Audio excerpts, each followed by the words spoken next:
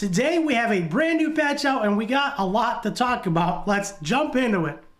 Welcome everybody. Welcome if you don't know me. I'm BearCozy. Today we got way too many changes, so this video is going to be a little bit longer than I normally make. And as you can see, we have a huge list and we have a lot to talk about. Number one, in the new patch, the new update, we have a brand new home screen, which is amazing. We also have the Attack on Titan collaboration, which begins very, very soon. And with that collaboration, we have a brand new home screen. Now, for me, I personally don't care for it. I like the old version of the screen, the one that we used to have for a long time. However, as things go forward, things change and everything changes, and I'm sure eventually we'll all get used to it. Now, the number two thing is the collaboration event with Attack on Titan and Ace. They added a warm-up event for the collab. Now, the official collab begins on January 11th, and I'm looking forward to that. And of course, with the official collab, we are getting official Attack on Titan heroes in-game that are only going to be there for a limited time through summons. So once they're gone, they're gone. You're not going to want to miss them. Number three is the Glorious Return. What is the Glorious Return? Glorious Return is for players who have not played in quite some time, that have been absent from the game for a little while and are now coming back or are thinking about coming back. And now they've added a Glorious Return bonus for level 35 and above. So if you've hit level 35 or higher and you took a break for a month or two, now is the time to come back. Returning adventurers will get great rewards with exclusive tasks and bonuses. So that's going to be awesome for returning players. Number four is the challenge quest. They optimized the Hero Mastery and Arcane Dominator related quests, so they're now easier to complete. This is a really, really good change. I have voiced my opinion many times on this. Some of the challenge quests have been very, very difficult, and I'm glad that they are finally addressing this issue. Number five is a dispatch. They optimized the interactive experience and added new mission rarities. Also increased the Dragon Cup rally points, and dispatch gold can now be obtained via dispatch missions. Dragon Cup rally points are now higher from the dispatch event, which is nice, which means it'll take less resources to get them complete. That is something I struggle with because I don't really do too much dispatch. They have very, very long cooldown timers. Number six is the events. Lowered difficulty of the gear collection event, which is very awesome. I have asked this many times in the content creator chat specifically, and I'm glad that they've listened. Gear obtained now will grant more points, which means it's a lot easier for us to max out events. I have quite a few friends that are either free to play or low spend, and they struggle with maxing out the event. And some of the gear events have been really, really high. And the fact that they only last 3 days is very, very challenging because my reset happens at midnight. By the time I wake up, I've already missed 7 or 8 hours. And then I end up having to go to work and I don't get the chance to grind like I should, which means I have to do overnight runs. So I'm glad they're listening to the feedback and they are making the gear collection events easier to max out. Number seven is chat. They've added a new guild recruitment channel, so look forward to all the guild recruitment spam nonstop. That's just how it happens. Everybody just starts spamming for their own guilds.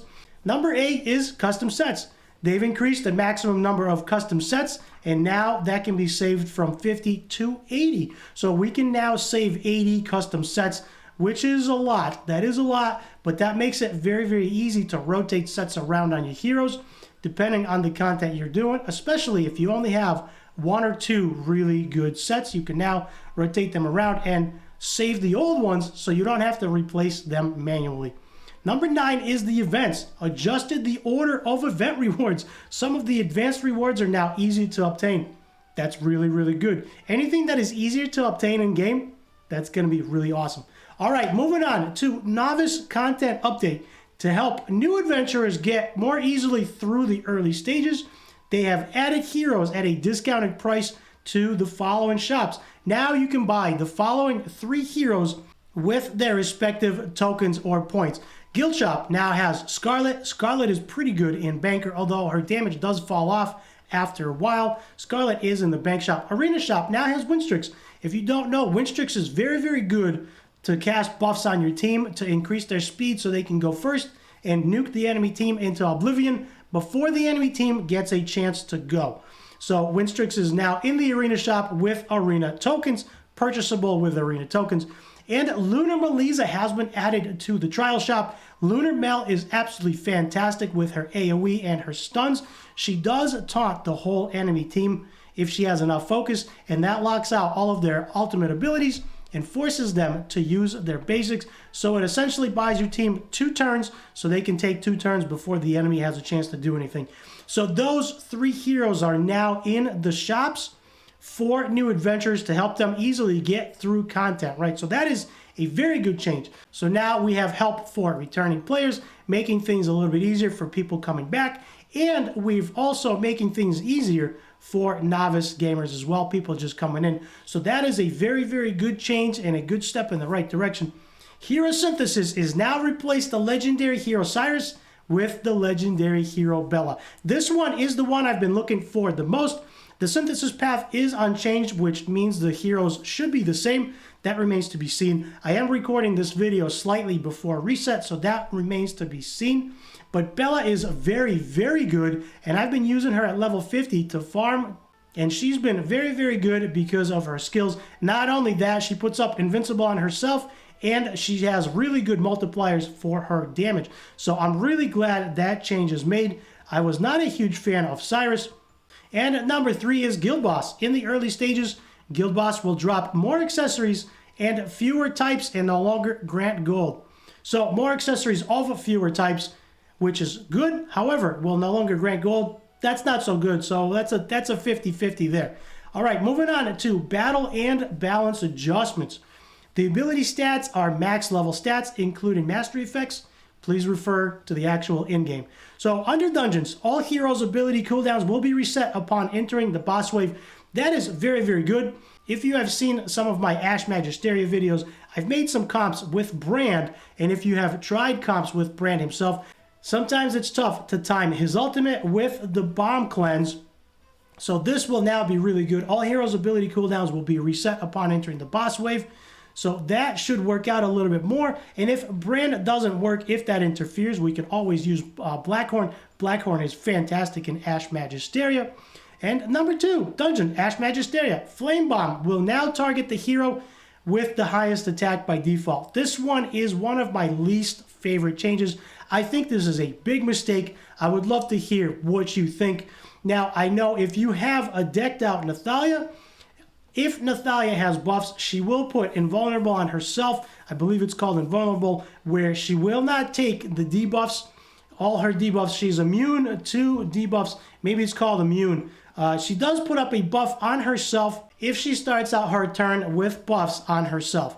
This will ruin a lot of comps with Jonathan, but I'm really interested to see what you think. Leave me a comment below. Let me know if you like this change or if you don't like this change. I personally think this is a really big mistake, especially as a content creator. I make comp videos on this dungeon frequently, and now some of the videos are going to be out of date because of this change. So I would love to hear your feedback. I have voiced my feedback as a content creator, and they know how I feel about it.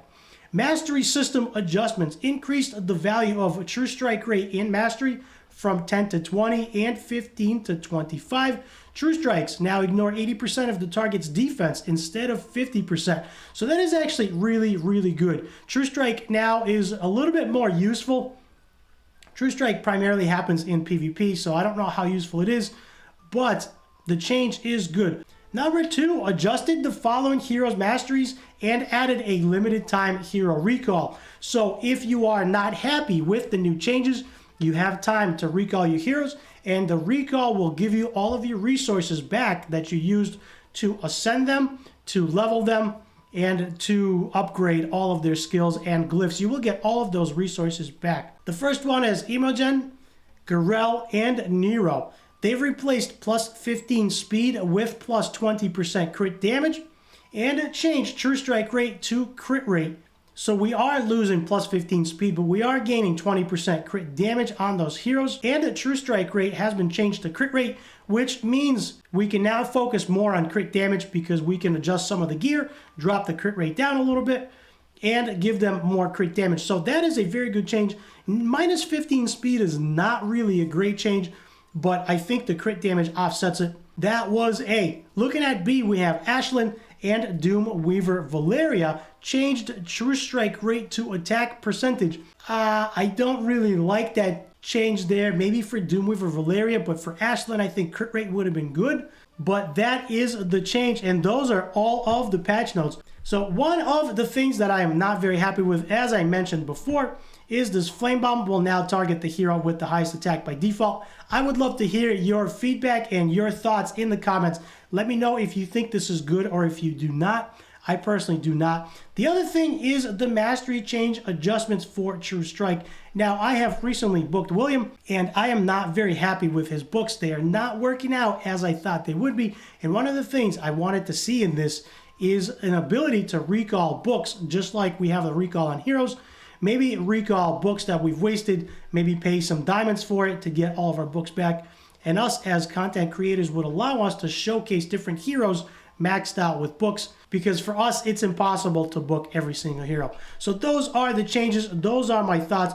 Most of the changes are very good. I really like the novice content update. I really like the new update for returning players as well.